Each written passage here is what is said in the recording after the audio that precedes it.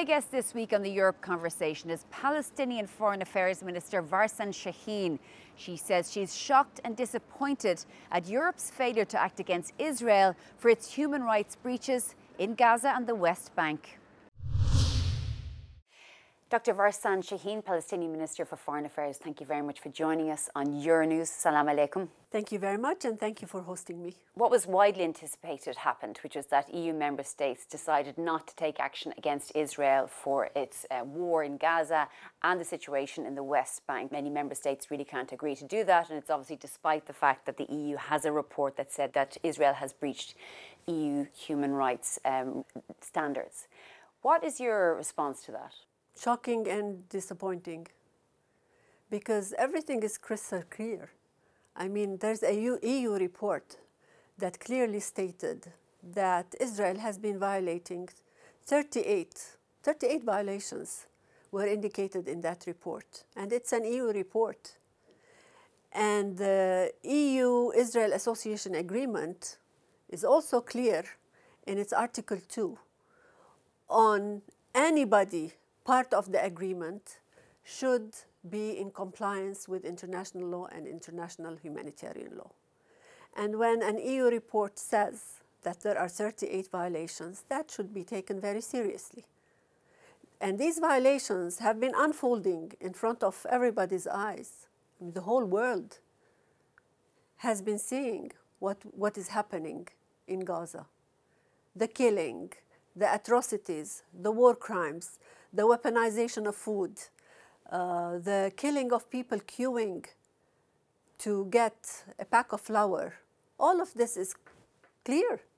It doesn't need more assessment. And yet, there was a failure on agreeing to take actual measures. I mean, those member states would say that that's the point, isn't it? That actually it won't deter anything, it won't help the situation on the ground for Palestinians, and that it would close the contact with Israel. Yes, but this line has been open for so many years, and the violations are continuing. The time is now to say enough is enough, and wrongdoing, any perpetrator of wrongdoing should be held accountable. No state is above the law. What we hear from Israel is also that Hamas is taking aid from the mouths of Palestinian people in Gaza as well. Look, there are conflicting reports on this.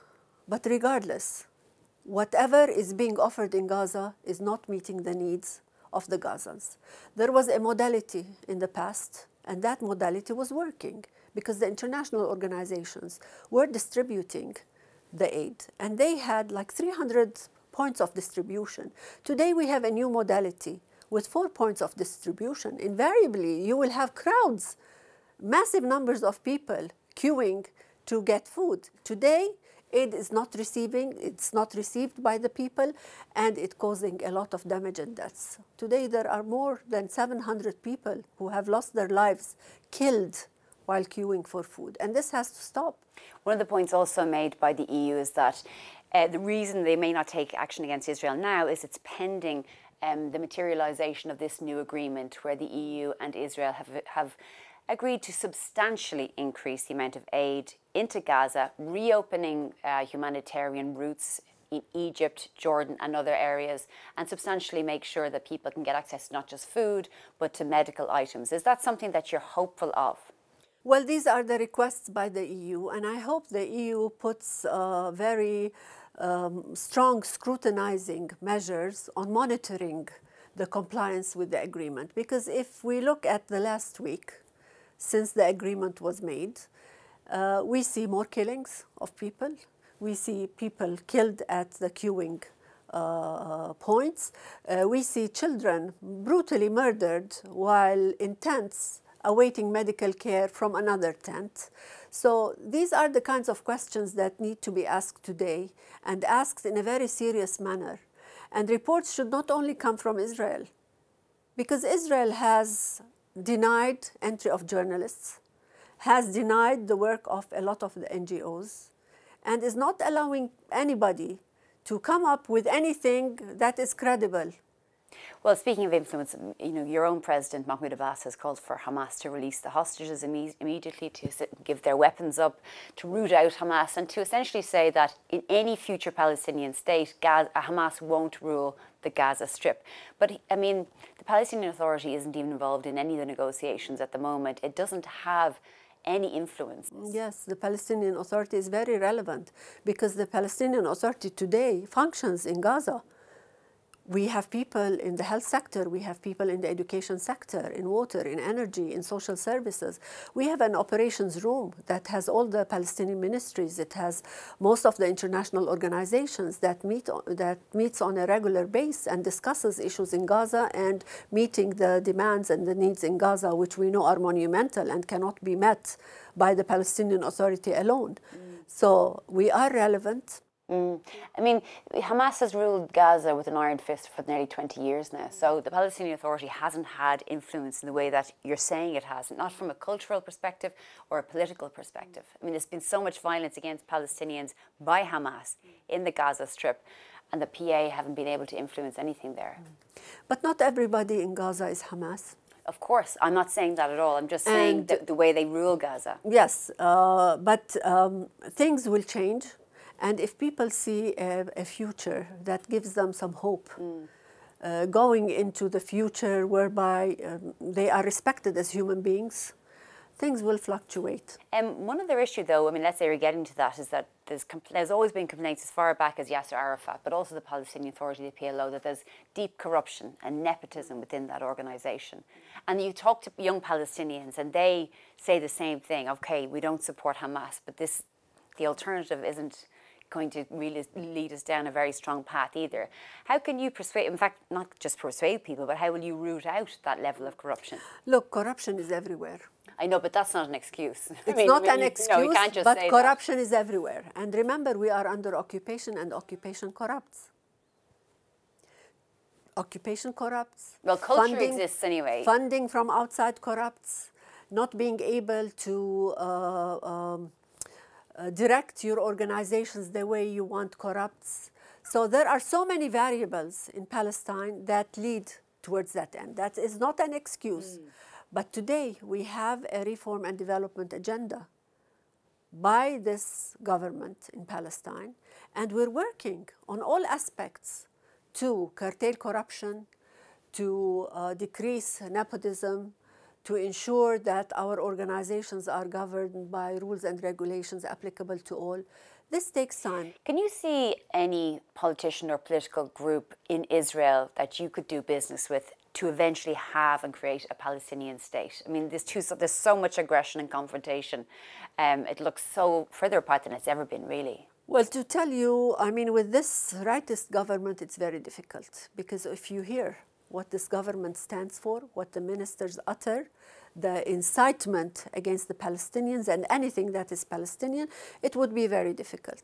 But that doesn't mean that we should give up. We need, the Israelis should create the body that can take them onwards. And with the Trump administration, I mean, do you have any hope now? Well, we keep the hope alive, because we are two-staters, and we believe that two-state solution is the only viable solution, because Israel will not accept to be a democratic state for all its citizens, and we will not accept to continue living the status quo or an apartheid state. A lot of the Arab countries, in particular Egypt, but also Saudi Arabia, even Jordan, although the King of Jordan has been very vocal in his opposition to what Israel is doing, the other Arab countries have not been strenuously trying to support or push for international measures in support of Palestinians. Does that disappoint you? No, because today the Arab support is more than ever. But in Egypt it's not. I mean, the Egyptians are charging Palestinians an arm and a leg, more money than they could ever afford to just simply leave the Gaza Strip and stay in Egypt for some safety. You see those stories all the time. No, but if you look at what, for example, I'll give you one example. When President Trump said about his intention to create the Riviera, there was very quick response from all Arab states, individually and collectively, on the no displacement issue of Palestinians.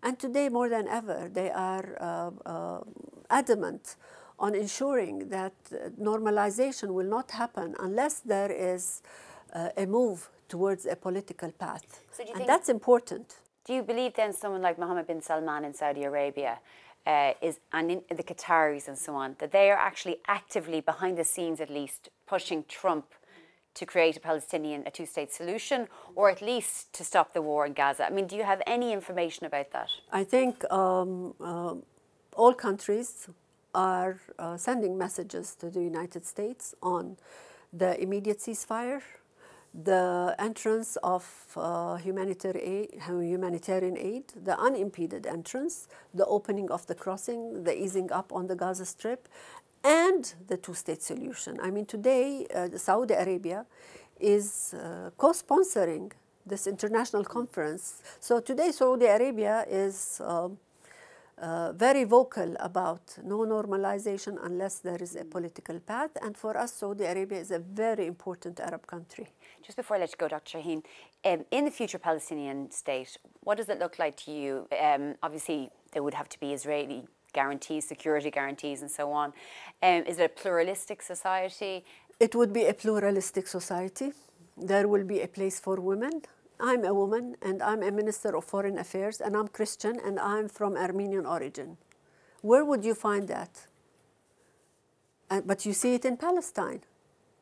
So Palestine would be a place for everyone that is peace-loving, everyone that respects international law, everyone that respects any agreement signed by Palestine with its neighbors, and everyone that believes that Palestinians deserve to live and deserve to be contributors to the world, just like they have been. Okay, Dr. Varsen Shahin, Palestinian Foreign Affairs Minister, thank you very much for joining us on Euronews. Thank you very much.